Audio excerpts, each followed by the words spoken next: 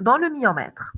Le type 2, la composante intramurale, elle est supérieure à 50%, mais il est toujours sous muqueux.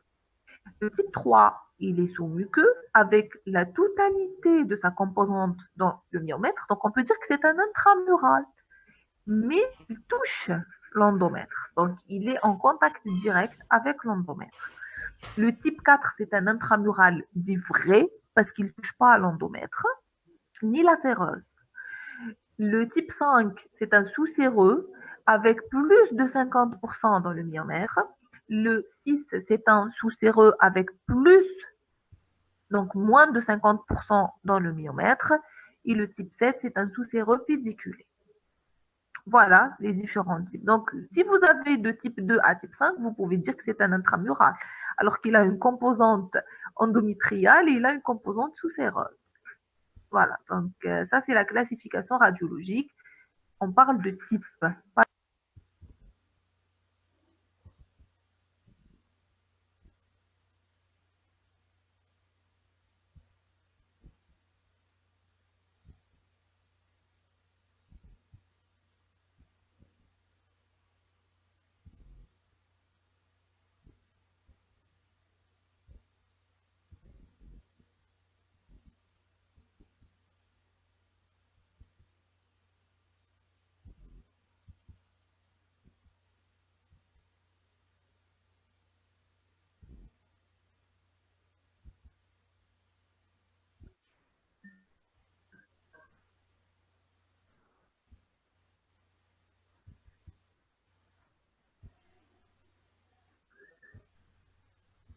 C'est bon? Vous me recevez? Vous voyez l'écran? Très bien. C'est des coupures d'Internet, on s'excuse, mais c'est comme ça. On va faire avec. Très bien. On va continuer. Donc, on a dit anatomopathologiquement. Donc, vous avez la macroscopie et l'histologie. Macroscopiquement, le fibrome, c'est une tumeur bénigne du muscle utérin lisse. Donc, c'est une tumeur généralement qui est arrondie, elle est dure à la palpation et élastique à la coupure. Elle est entourée par une pseudocapsule et c'est cette pseudocapsule qui va permettre le clivage avec le muscle utérin. Donc, histologiquement, c'est une tumeur qui est composée de cellules musculaires lisses qui sont organisées, ayant un aspect ou une forme fusiforme avec un taux de mitose faible, c'est-à-dire que la multiplication cellulaire, elle est très réduite. Donc, pour qu'il y ait une tumeur, donc ça va prendre de temps pour que cette tumeur augmente de volume, à différencier des leiomyosarcomes dont le taux de mitose il est très important et les cellules musculaires, elles sont mal organisées. Voilà, ça c'est une pièce anatomique. Donc, après une chirurgie, donc vous voyez, à peu près elle est arrondie avec, donc ça c'est la capsule et ça c'est le myome lui-même. Donc, c'est à peu près blanc nacré. Vous voyez ici, c'est un petit peu blanc. Et si vous la touchez, elle est ferme et élastique un petit peu à la coupure. Maintenant, quelle est l'éthiopathogénie? C'est-à-dire pourquoi on a des fibromes ou des myomes? Le mécanisme éthiopathologique est encore mal connu. Il existe 4 théories. Donc, les savants ont émis 4 théories. La première théorie, c'est la théorie génétique. Ça veut dire que ces femmes-là ont des gènes donc, qui codent pour des fibromes utérins. Ils ont trouvé qu'il y a des anomalies cytogénétiques, mais avec des gènes qui sont altérés, mais ces gènes-là restent inconnus, c'est-à-dire on ne sait pas quel gène, mais on sait qu'il y a un gène, et ce gène donne des anomalies cytogénétiques, ce qui fait que ces cellules-là vont se multiplier et vont vous donner cette tumeur dite donc bénigne pour l'utérus. Les hormones stéroïdes. Moi, j'adapterai plus cette théorie. Pourquoi? Parce qu'on a dit que c'est une tumeur de la femme en âge de procréer. Ça veut dire chez une femme qui sécrète de l'oestrogène et de la progestérone. Donc, les oestrogènes, ils induisent la croissance des fibromes. Donc, ils vont augmenter le volume des fibromes, ce qui est expliqué par la grossesse. Donc, la grossesse, il y a une hyperostrogénie et pendant la grossesse, il y a une augmentation du volume des oestrogènes.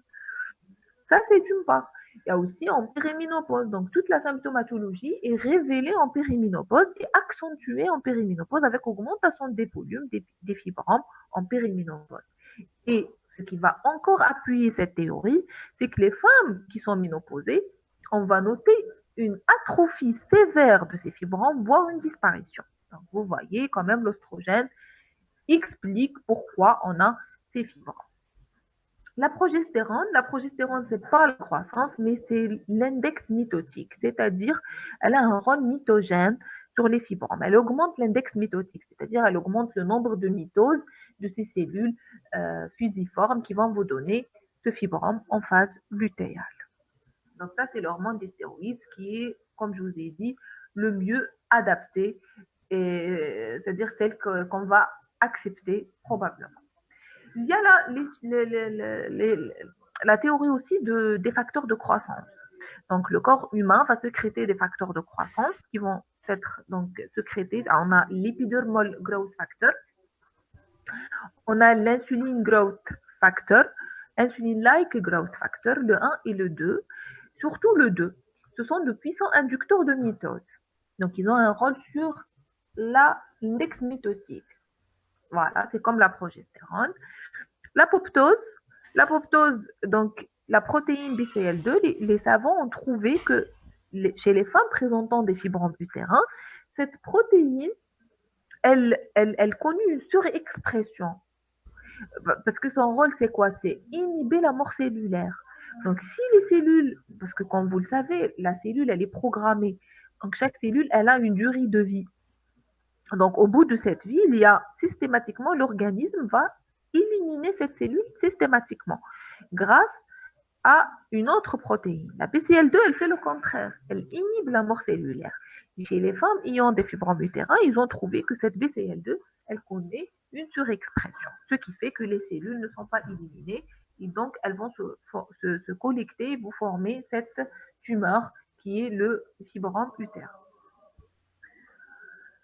Le diagnostic. Le diagnostic, le fibrome, souvent, il est asymptomatique et de découverte fortuite lors donc d'une échographie le plus souvent. Mais quelles sont les circonstances diagnostiques? Il y a les formes compliquées. Compliquées par des hémorragies. Donc, une femme qui a des hémorragies et surtout les ménorragies. C'est quoi les ménorragies? Les ménorragies, ce sont des règles qui sont donc abondantes et ou prolongées. Donc, abondantes, donc plus de 80 millilitres par cycle, et prolongées au-delà de 8 jours. Elles sont fréquentes, les ménorragies, mais beaucoup de femmes ignorent ce symptôme. Pour elles, c'est normal. Et souvent, c'est cause d'anémie, parce qu'elles sont importantes, surtout s'il y a un terrain carentiel. Donc, ça va vous donner de l'anémie à type d'anémie féréprive. Les métrorragies, elles sont rares. Elles peuvent être associées si vous avez une pathologie endométriale associée. On peut avoir les deux, ménométrorragie, et rarement pourra avoir de l'hémorragie intrapéritoniale. L'hémorragie intrapéritoniale, c'est généralement la rupture d'une veine superficielle d'un fibrome donc sous-séreux. Par érosion, donc il y a une rupture, ça va vous donner un tableau aigu d'hymopéritoine. Ça, c'est les hémorragies. Donc, gardez surtout les ménorragies, plus ou moins les ménométrorragies. Les complications mécaniques. Donc là, c'est en fonction du volume du fibrome et de son siège. Donc, pour comprimer, il doit avoir un certain volume. Et quel organe comprimé, c'est en fonction de son siège. S'il comprime un des uretères, donc là, il va vous donner une hydronéphrose et à la langue, si vous ne traitez pas, vous allez avoir carrément un rein muet. La vessie, donc pour les fibromes à siège antérieur, donc généralement, ça va vous donner une pollakiurie avec impériosité, incontinence, etc. S'il comprime le rectum parce qu'il siège en postérieur, vous allez avoir donc une constipation chronique. S'il comprime les vaisseaux pelviens, s'il siège donc de part et d'autre de l'utérus et surtout au niveau du ligament large, il pourra vous donner donc des thrombophlébites. Et s'il comprime un nerf, il pourra même vous donner une sciatique. Pour les fibromes, donc qui sont pédiculés, ils sont quand même assez volumineux, ils peuvent se tordre et vous donner un tableau de torsion aiguë. Donc, ça, c'est quand même, c'est décrit. Donc, soit c'est une complication par compression, soit c'est une complication par torsion. Les modifications structurales, donc ça, c'est des formes toujours compliquées. Donc, vous avez la calcification et la dégénérescence œdémateuse. La calcification, c'est des dépôts calciques qui vont se former au niveau du fibrome et qui sont donc en rapport avec, c'est un mode de guérison en quelque sorte, ainsi que la dégénérescence œdémateuse. Donc, il va y avoir une dégénérescence du fibrome et le tissu va se transformer en œdème et c'est une forme aussi de guérison. La complication qui est la plus importante, c'est ce qu'on appelle la microbiose aseptique. La microbiose aseptique, c'est la première complication du fibrome utérin et c'est une complication surtout de la femme enceinte, ayant bien sûr un myome associé à sa grossesse. C'est quoi la microbiose aseptique? C'est une spacelle brutale de la tumeur, c'est l'infarctus aigu du myome. C'est ça la microbiose aseptique. Elle est due donc à l'interruption de la vascularisation du fibrome par interruption donc de l'artère. Il n'y a plus de sang qui arrive au fibrome par son artère nourricière. Il va donc se nécroser parce qu'il ne va plus recevoir donc d'oxygène. Clinique, vous allez avoir, vous allez avoir une fibricule à 38-39 degrés Celsius avec un faciès qui est subictérique. La douleur pelvienne, elle est intense, elle est aiguë, avec des pertes noirâtres, des petites métrorragies noirâtres. La douleur, elle est tellement intense, elle pourra être syncopate, c'est-à-dire les femmes peuvent perdre connaissance tellement l'intensité de la douleur. Et le fibrome à l'examen clinique, à la palpation, il va devenir très très mou et très douloureux, surtout à la mobilisation utérine.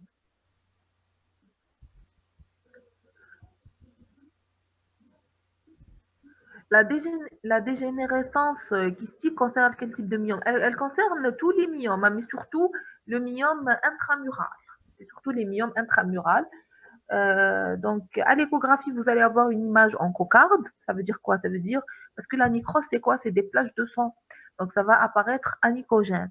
Donc, vous allez avoir une image hétérogène en cocarde ou en nid d'abeille.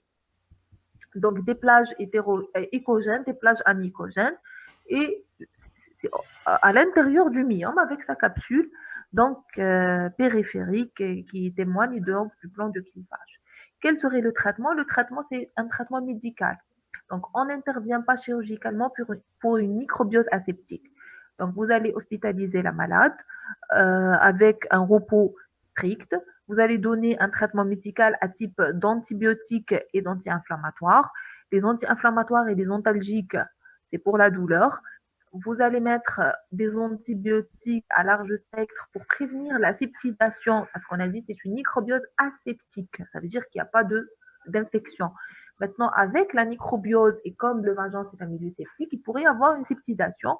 Et donc, là, on va donner des antibiotiques. Et aussi, on met une poche de glace sur le ventre. Ça va réduire au maximum les douleurs.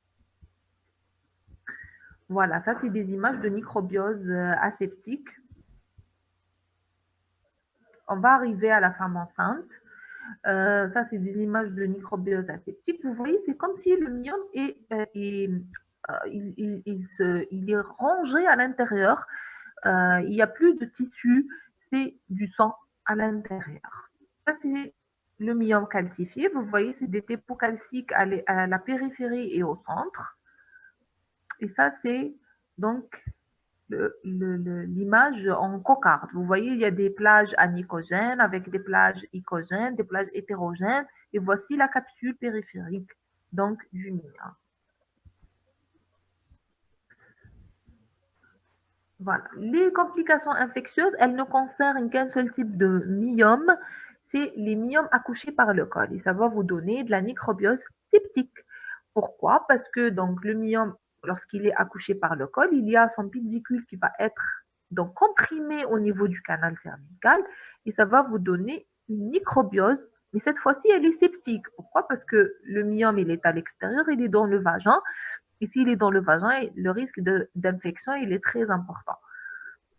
Donc, vous allez avoir une masse noirâtre parce qu'il est spatelé et qui et fétide.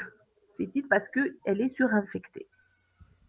Les transformations malignes, ça concerne donc les myomes qui vont se transformer en sarcome, ce qu'on appelle la dégénérescence sarcomateuse. Elle est exceptionnelle, mais elle existe. C'est surtout chez des femmes en périménopause et les femmes ménopausées, donc qui vont présenter donc ce type de complications. L'infertilité, voilà. Donc l'infertilité, il se pourrait que le myome soit une cause d'infertilité. Donc, comme vous le savez, l'infertilité, c'est soit mécanique, soit hormonale. Là, on est dans les mécaniques. Pourquoi? Parce que ça concerne les myomes intracavitaires. Donc, ce sont les myomes qui vont déformer la cavité utérine et qui vont gêner l'ascension des spermatozoïdes, d'une part. Et s'il y a une conception, ils vont gêner la nidation. Donc, la femme va faire donc soit elle va pas, donc elle va concevoir, mais elle va pas y avoir nidation, soit il va y avoir nidation, mais du fait de la compression, de la déformation de la cavité utérine, il va pas y avoir comment dirais-je, une évolution de cette grossesse et elles vont faire des pertes fœtales, c'est-à-dire elles vont avorter, des avortements précoces, voire même tardifs, et donc ça va vous donner une infertilité. Très bien. Voilà, ça c'est une image de IRM d'un sarcome. Vous voyez comment il est hétérogène, il n'est pas le pourtour de ce sarcome n'est pas donc régulier. Il y a une infiltration de la paroi utérine, donc c'est un sarcome et le diagnostic sera anatomopathologique après la chirurgie. Ça c'était les formes compliquées.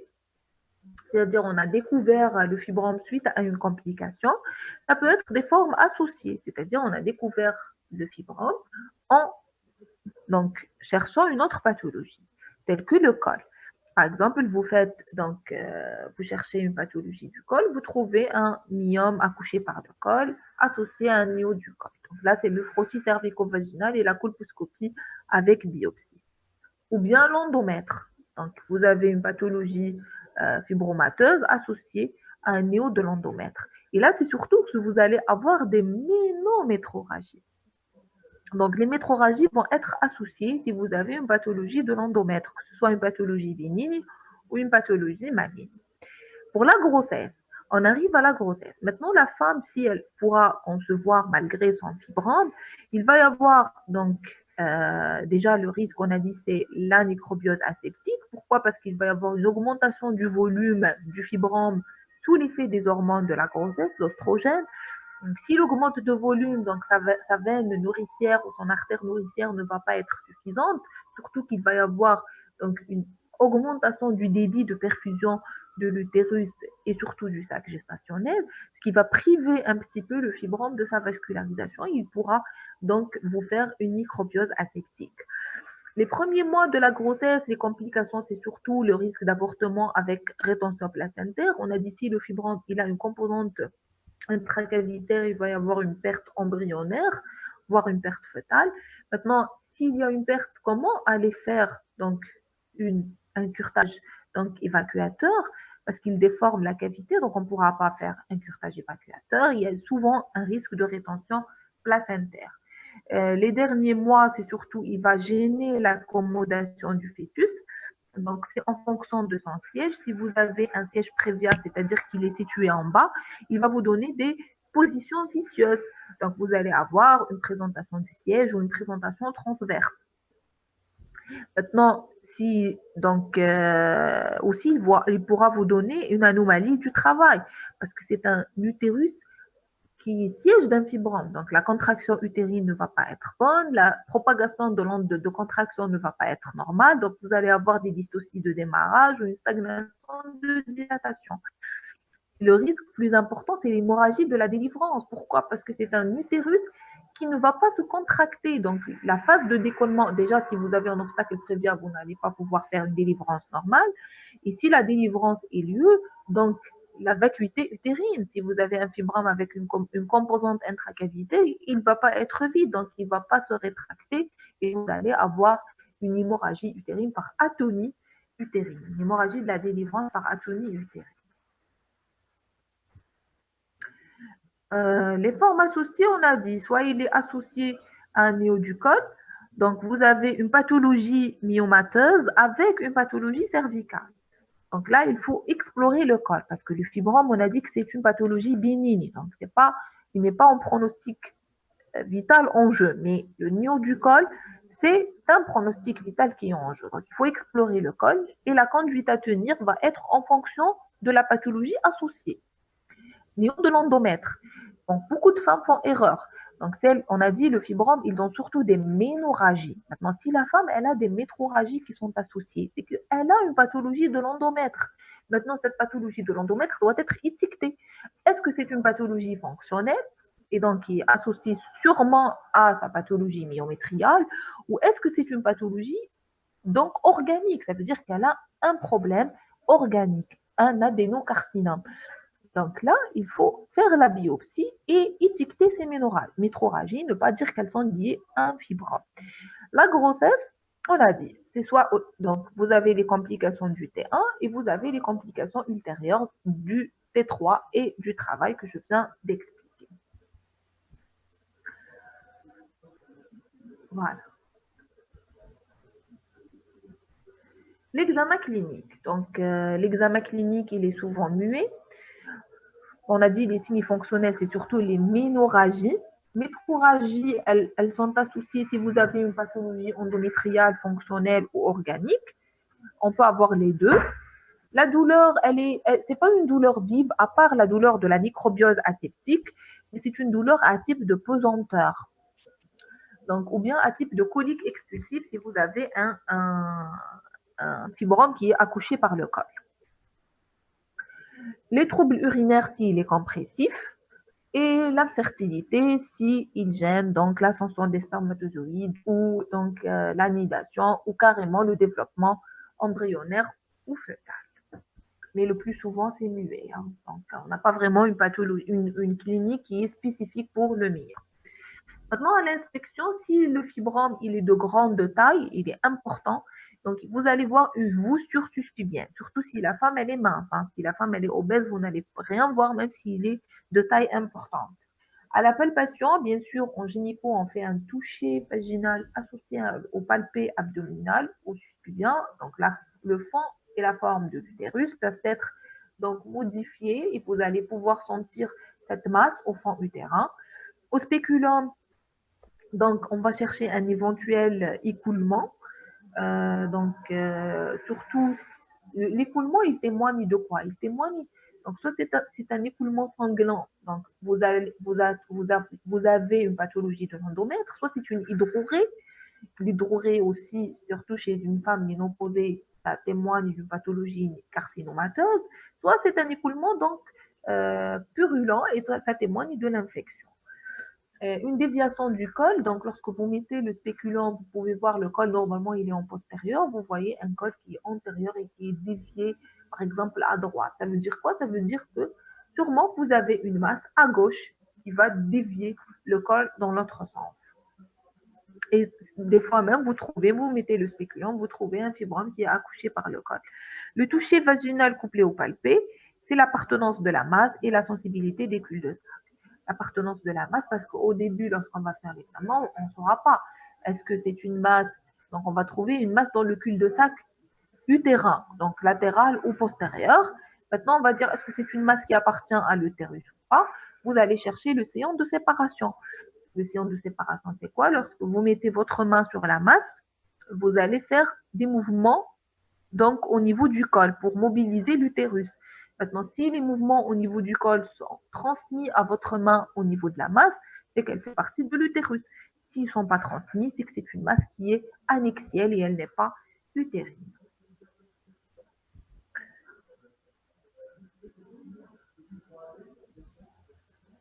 Voilà.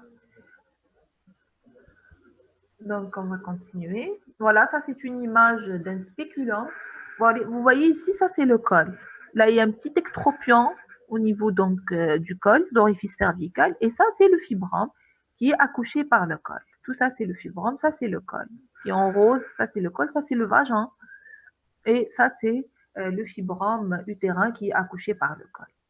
Les examens complémentaires, donc le fibrome, il est diagnostiqué facilement et rapidement par une échographie. Donc une échographie pourra vous permettre.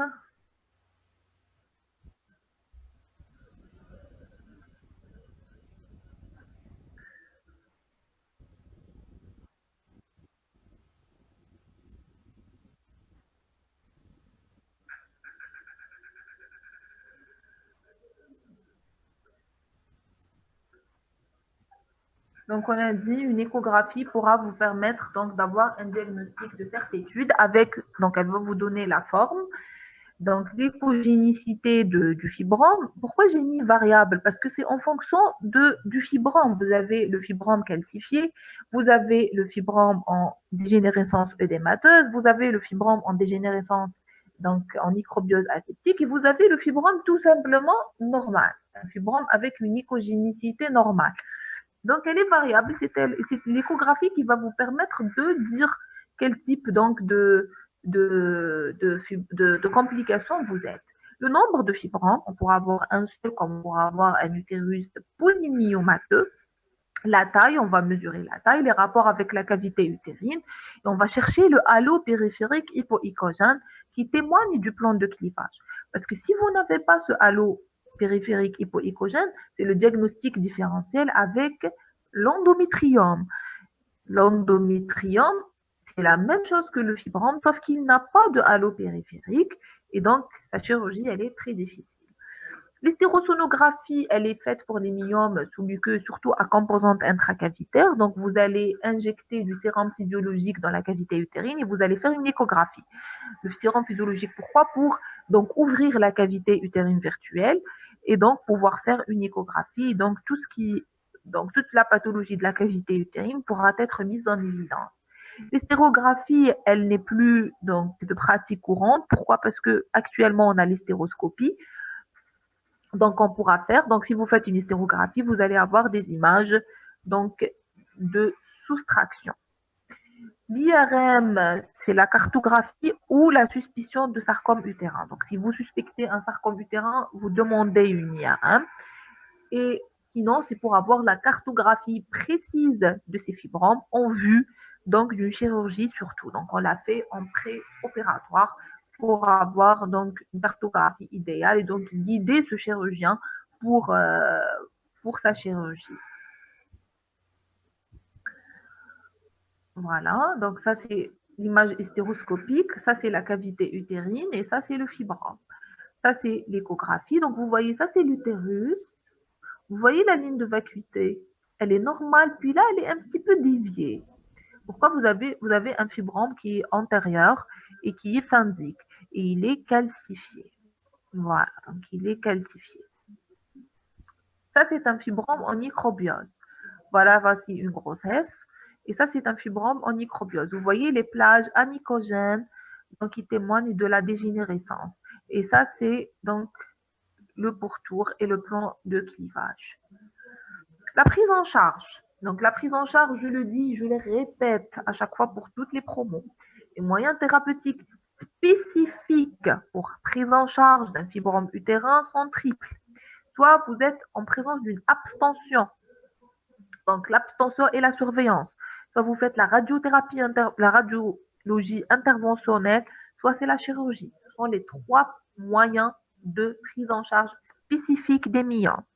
Donc, un fibrome qui est asymptomatique, un fibrome dont le diamètre est inférieur à 10 cm. Vous n'êtes pas en droit d'intervenir. Vous respectez, vous surveillez.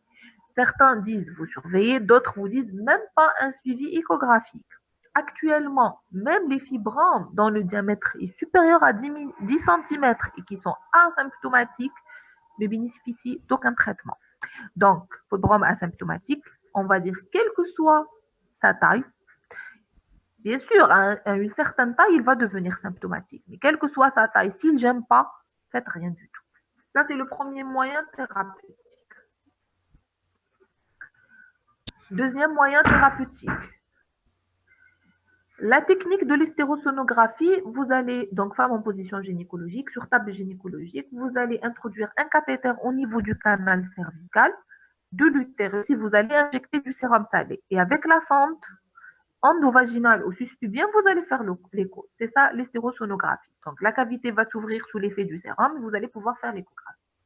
Deuxième moyen, traitement médical. Lisez bien ce que j'ai mis. Aucun traitement médical actuellement validé n'est capable de faire disparaître les myomes. Donc, il n'existe aucun traitement médical pour les myomes. C'est un traitement symptomatique. Quels sont les symptômes que vous avez? Les ménorrhagies, et vous avez la douleur. Ce sont les deux principaux symptômes des myomes. Et c'est ce traitement médical qui va vous permettre de traiter ces deux symptômes. Donc, quand est-ce qu'on va donner un traitement médical? Pour les volumes petits ou moyens, pour la douleur et l'hémorragie, on va les donner uniquement pour une courte durée inférieure à 6 mois. Quelles sont les molécules disponibles? Donc, vous allez donner les ANS pour la douleur. Les progestatifs, ils ont une action atrophiante sur l'endomètre, parce que généralement, il y a une hyperplasie associée pour avoir les métrorragies. Donc, hyperplasie, je peux l'expliquer par deux mécanismes. Le premier, c'est que déjà le fibrome, il devient symptomatique en périménopause. Donc, il y a déjà une hyperplasie par hyperostrogénie relative. Et de deux, vous avez donc l'augmentation de la surface de l'endomètre. Si vous avez un fibrome, la taille de l'utérus augmente et donc la surface augmente. Les analogues LHRH sont des médicaments qui vont vous donner une castration médicamenteuse réversible. Ça veut dire quoi? Ça veut dire qu'on va bloquer l'axe hypothalamo-hypophyso-ovarien par rétrocontrôle négatif. Ils ont un effet de réduire la taille des myomes de 50%, mais pas de les faire disparaître. On les donne 6 à 8 semaines, donc à peu près 2 mois, avant l'intervention chirurgicale pour réduire le volume des myomes et donc rendre la chirurgie plus facile. Mais on ne peut pas les donner au-delà de 6 mois. Et si vous donnez les analogues LHRH, donc vous devrez associer une adbacthérapie à type donc de calcium et de vitamine D. Il y a une déperdition minérale très importante et ça va vous donner donc une fragilité osseuse. Le dispositif intra-utérin stérilé, mais pas le mécanique, c'est-à-dire pas le cuivré, vous devrez associer un DU au lévonorgestrel, c'est-à-dire associé au microprogestatif. Pourquoi on met le DU? Pour lutter contre cette métrorragie associée à ce fibrome. Donc déjà, ce n'est pas tous les utérus peuvent bénéficier d'un DU, c'est seulement les utérus avec des fibromes de plus de 3. Donc le 1, le 2, le 0, le 1 et le 2, ce sont des contre-indications. Vous ne pouvez pas insérer un DU pour des femmes ayant un fibrome de type 0, type 1 et type 2 parce qu'ils ont une composante intra, donc utérine. Donc, ils modifient ou déforment la cavité. Donc, vous ne pouvez pas mettre un DU. L'acide tracdynamique, c'est quoi? L'acide tracdynamique, c'est un puissant antifibrinolytique.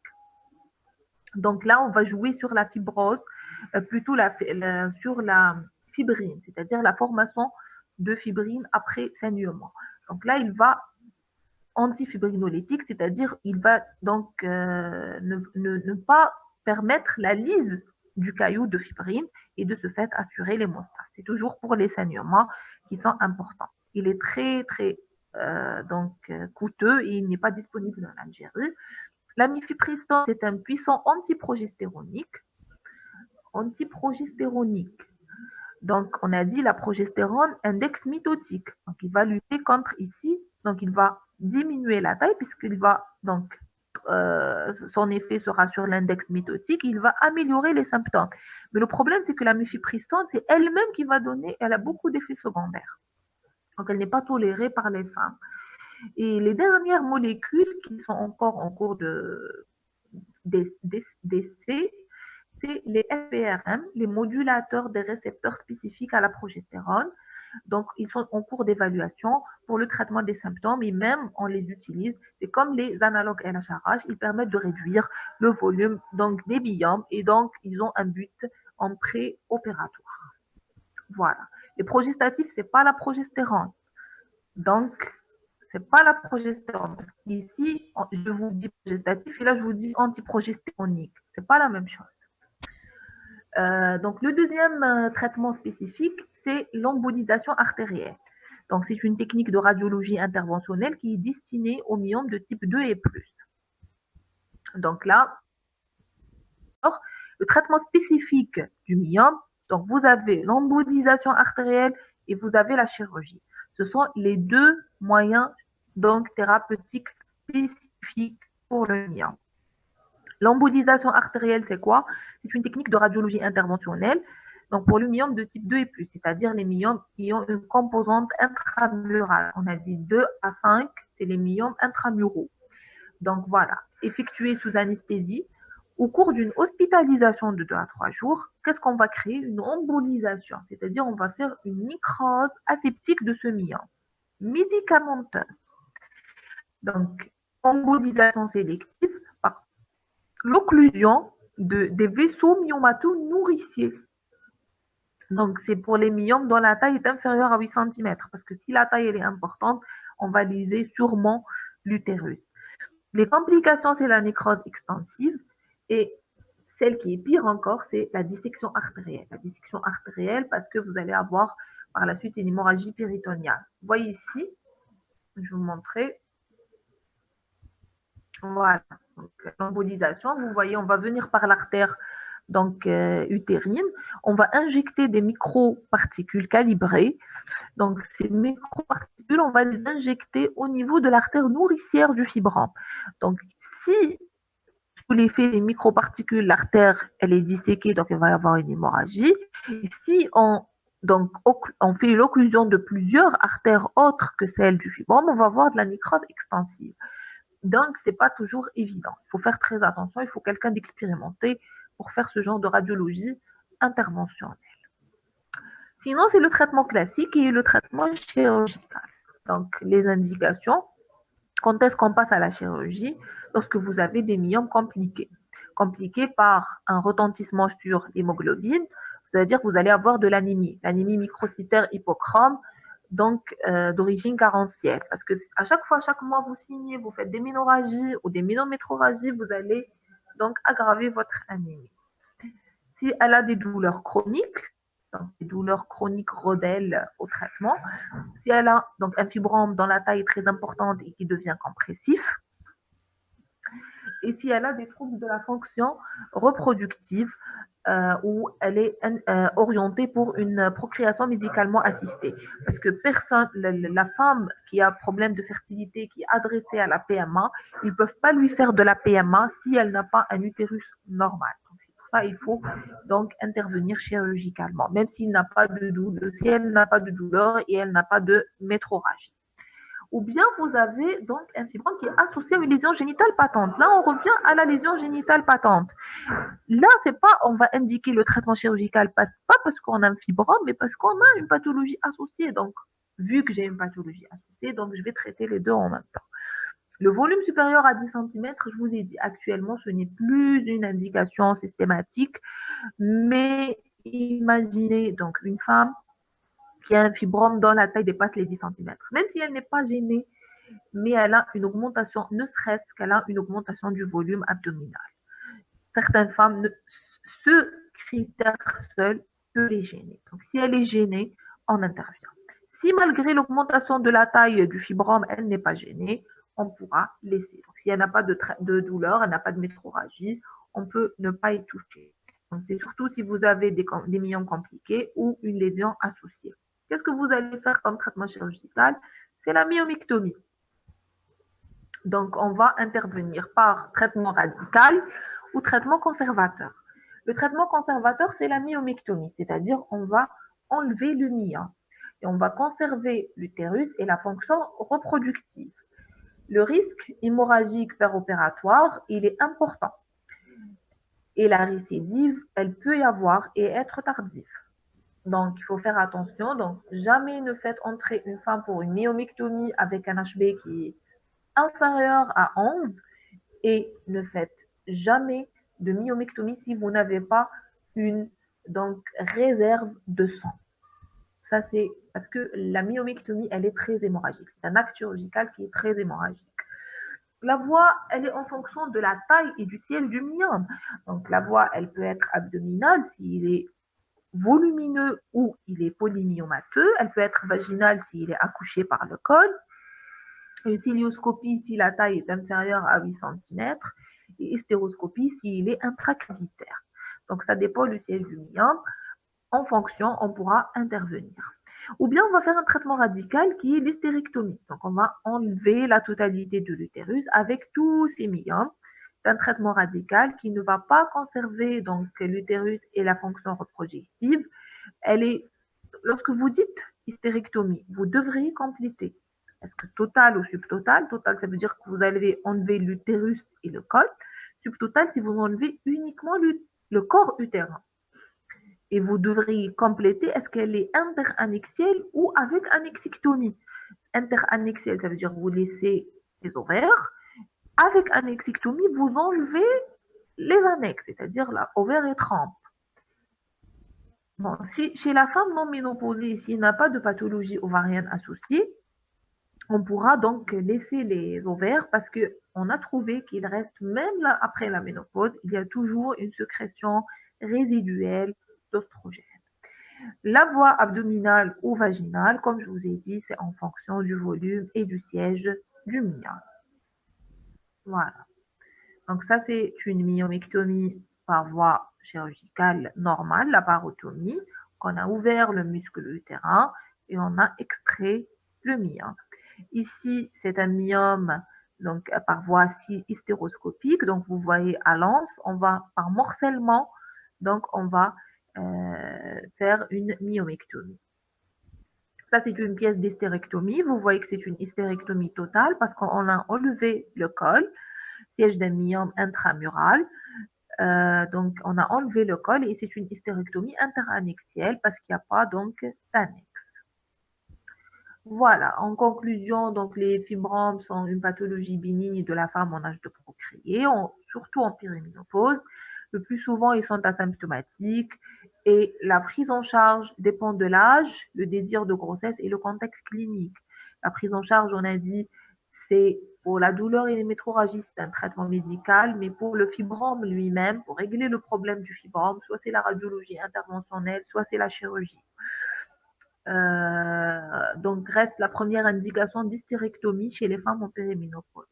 Surtout les vieilles filles, celles qui n'ont pas eu d'enfants ou qui ne se sont pas mariées. Donc, vu le terrain d'hyperostrogénie, elles font beaucoup de fibromes, elles font beaucoup d'utérus polymyomateux. Et à la fin, on est obligé de faire l'hystérectomie. Voilà. Maintenant, est-ce que vous avez des questions concernant ce cours et les autres cours?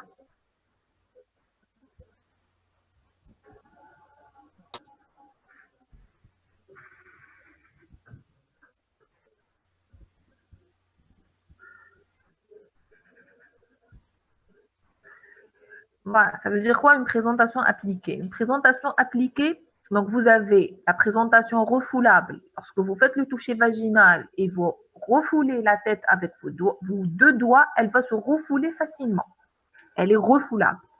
Maintenant, il y a la présentation appliquée, la présentation amorcée, il y a la présentation fixée, il y a la présentation engagée. Donc, à chaque fois que la tête descend, donc refoulable, elle se refoule facilement, puis elle va s'amorcer, c'est-à-dire elle se refoule, mais avec un petit ressaut. Appliquer, ça veut dire qu'on la refoule avec force. Fixer, on ne peut pas la refouler. Engager, c'est bon. Elle s'est engagée dans le détroit supérieur et vous ne pouvez rien faire. On ne fera pas. Non, pour le fibrome, j'ai fait un cas clinique, mais c'était pour les TD. Donc, c'est pour les TD. Si vous voulez que je vous le fasse et si j'aurai le temps, il n'y a pas de problème. Après l'acte chirurgical, donc pour les fibromes, donc les fibromes qui sont, c'est-à-dire qui ne sont pas pédiculés, parce que si le fibrome il est sous-séreux pédiculé, la chirurgie elle est très facile. Vous allez couper le pédicule et on n'a pas touché à l'utérus. Pour les fibromes aussi intracavitaires, qui sont aussi pédiculés, qui sont donc intracavitaires, donc vrais, ou qui sont accouchés par le col. Donc la grossesse, la femme peut tomber enceinte le mois qui suit. Maintenant, si le fibrome, il a une composante murale, c'est-à-dire qu'on a touché la musculeuse, là, il faut au moins une année. Ça va devenir une cicatrice myométriale. Et pour toute cicatrice myométriale, l'espace intergénétique, il est d'au moins une année. Mifepristone, on a dit la mifepristone, c'est un puissant antiprogestéronique. Donc, il bloque les récepteurs à la progestérone.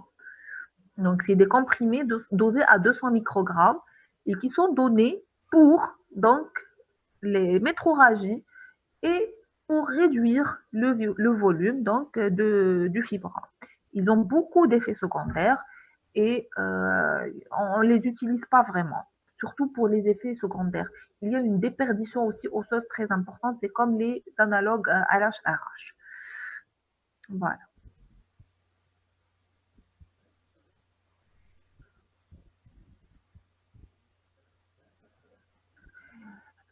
Voilà. Pour quel type de tumeur? Maintenant, si vous trouvez un seul fibrome, vous pouvez enlever autant de fibromes.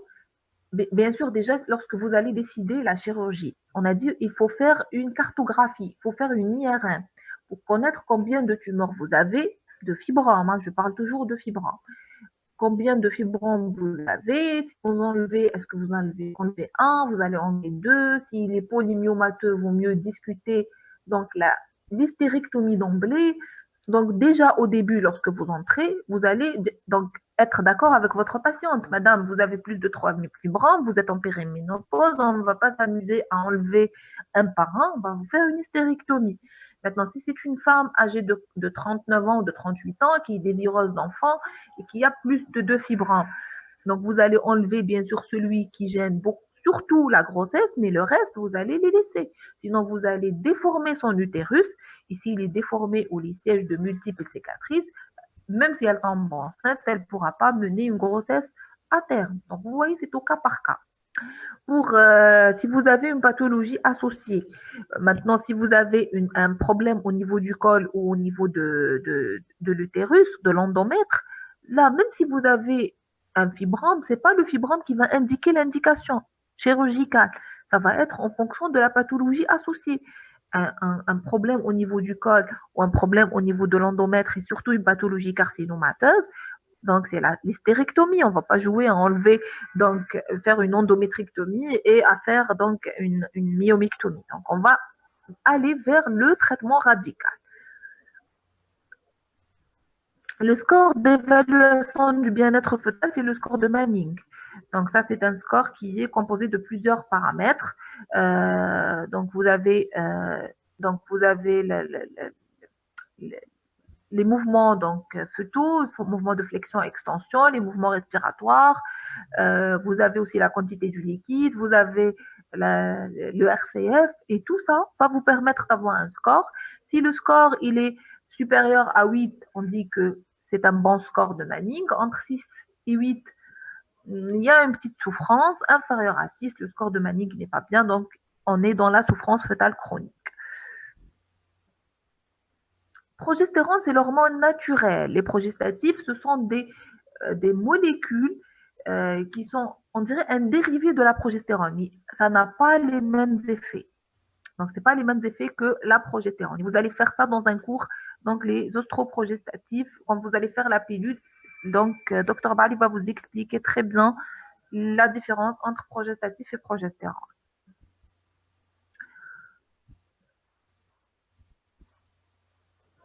Oui, on a dit le stérilet, on peut le mettre. Mais le stérilet, il n'est pas mis immédiatement après l'accouchement. Il faut au moins attendre 2 mois pour un accouchement normal et 6 mois pour une césarienne. Pourquoi? Parce que anatomiquement, pourquoi 2 mois? Parce que l'anatomie veut qu'après l'accouchement, pour que l'utérus reprenne sa taille normale, il lui faut 8 semaines. Donc, dès que l'utérus reprend sa taille normale, c'est-à-dire après 2 mois, vous pouvez insérer un DU. Mais entre-temps, donc parce que la pilule microprogestative, elle est débutée dès le 7e jour. Donc, entre 7e jour et 2 mois, vous devriez être protégé. Vous prenez une pilule microprogestative. Pour la césarienne, 6 mois. Pourquoi? Parce que pour qu'il y ait donc une bonne cicatrisation de la cicatrice et ne pas avoir de fausse route et donc de perforer avec le stérilet. Oui, on a dit il y a un risque de récidive très important pour les fibromes. Donc, vous avez un risque donc qu'ils récidivent, ils disparaissent qu'après la ménopause. C'est quoi la différence? On a dit ça. Donc, la progestérone, on a dit parce qu'elle augmente l'index métotique. Donc, on va donner un antiprogestéronique.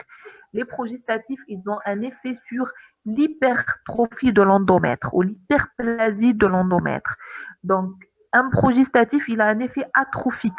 Donc, pour traiter cette hyperplasie associée, que ce soit, comme je vous ai expliqué, à la périménopause ou bien associée parce qu'il y a une augmentation de la taille de l'endomètre, de la surface endométriale, vous donnez un progestatif. Ça va atrophier les glandes endométriales et ça va réduire les métrorragies au maximum. Maintenant, si vous avez des métrorragies par atrophie, il ne faut pas donner des progestatifs. Au contraire, il faut donner de l'ostrogène. Voilà.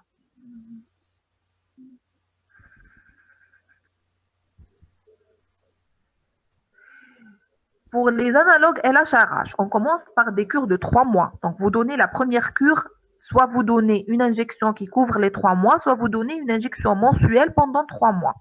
Maintenant, si vous préparez votre femme pour la chirurgie dans les 3 mois, tant mieux, donc 3 mois suffisent. Maintenant, si vous n'arrivez pas à la préparer pour 3 mois et vous voulez ajouter encore 3 mois, vous pouvez. Donc, mais maximum 6 mois. On ne peut pas aller au-delà de 6 mois, vu le risque important, comme je vous ai dit, de déperdition osseuse. On ne peut pas aller au-delà de 6 mois. Donc, aussi, c'est un traitement pour l'endométriose et c'est aussi 6 mois maximum.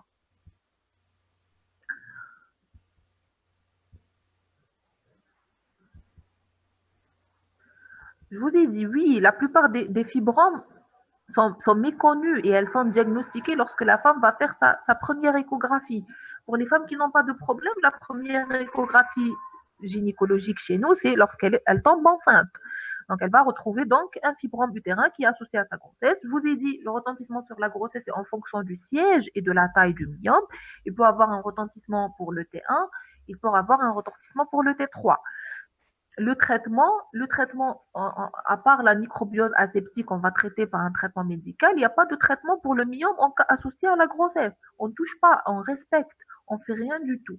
Lorsque la femme accouche, là, on va prendre en charge ce myome.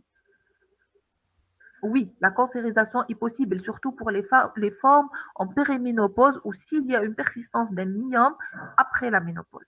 Donc, s'il persiste après la ménopause, il est fortement suspect. Donc, il faut l'enlever parce que le risque de sarcome devient très important. Donc, parce que le sarcome, c'est surtout l'apanage des femmes ménopausées.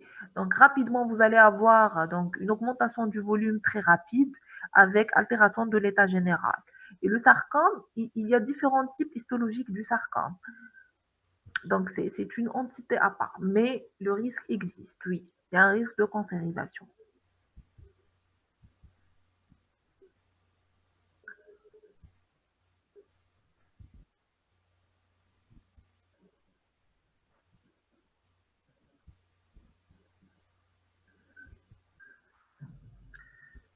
Je vous en prie. Donc, je ne sais pas combien de temps il me reste. Je vous en prie. Bon courage pour vous. Donc, si vous n'avez plus de questions,